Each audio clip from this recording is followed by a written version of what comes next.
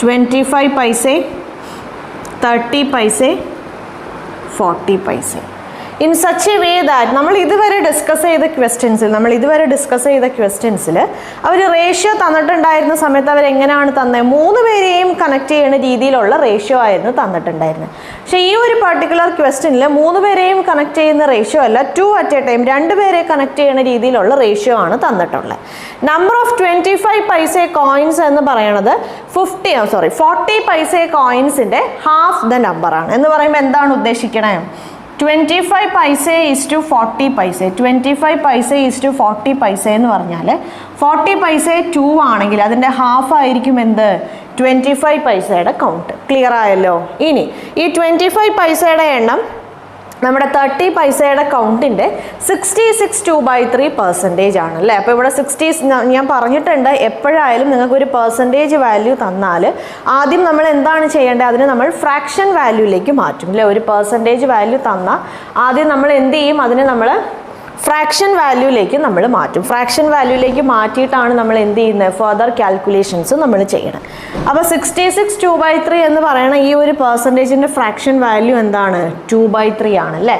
എങ്ങനെയാണ് കിട്ടിയത്? 66 2/3 എന്ന് പറയുന്നത് 33 1/3യുടെ ഡബിൾ ആണ്. 33 1/3 × 2 ചെയ്യുമ്പോഴാണ് നമുക്ക് 66 2/3 കിട്ടുന്നത്. മൾട്ടിപ്ലൈ ചെയ്ത് നോക്കിക്കോളൂ. 33 1/3നെ എങ്ങനെ എഴുതാം?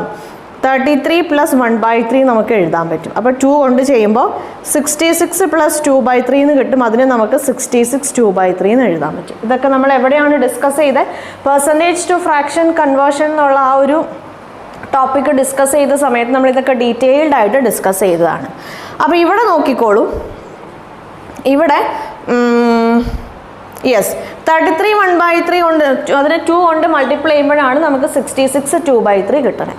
33 1/3യുടെ ഫ്രാക്ഷൻ എന്താണ്? 1/3 ആണ്. സോ ആ ഫ്രാക്ഷനെ 2 കൊണ്ട് മൾട്ടിപ്ലൈ ചെയ്യുമ്പോൾ നമുക്ക് 2/3 കിട്ടും. ക്ലിയർ ആയല്ലോ? യെസ്.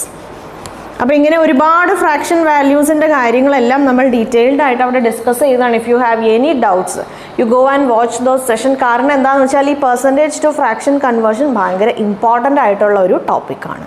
അപ്പോൾ ഇവിടെ 2/3 ആണ്. ഞാൻ പറഞ്ഞു നിങ്ങൾക്ക് പെർസെൻറ്റേജ് വാല്യൂസ് തരുമ്പോൾ 3 പോസിബിലിറ്റി ആണ്. 3 രീതിയിലായിരിക്കും അവരവിടെ ക്വസ്റ്റ്യൻസ് പറയാം. അവിടെ അവർ സ്റ്റേറ്റ്മെൻറ്റ്സ് തരിക. ഒന്നെങ്കിൽ എന്തെങ്കിലും ഒരു കാര്യം മറ്റേതിൻ്റെ ഇത്ര പെർസെൻറ്റേജ് ആയിരിക്കും എന്ന് തന്നിട്ടുണ്ടാവും. ഇല്ലെങ്കിൽ എന്തെങ്കിലും ഒരു കാര്യം മറ്റേതിൻ്റെ ഇത്ര പെർസെൻറ്റേജ് കൂടുതലാണെന്ന് തന്നിട്ടുണ്ടാവും. ഇല്ലെങ്കിൽ മൂന്നാമത്തെ കേസാണ് ഇത്ര പെർസെൻറ്റേജ് കുറവാണ്. അപ്പോൾ ഇവിടെ എന്താണ് തന്നിട്ടുള്ളത്? ഇത്ര പെർസെൻറ്റേജിന് ഈക്വൽ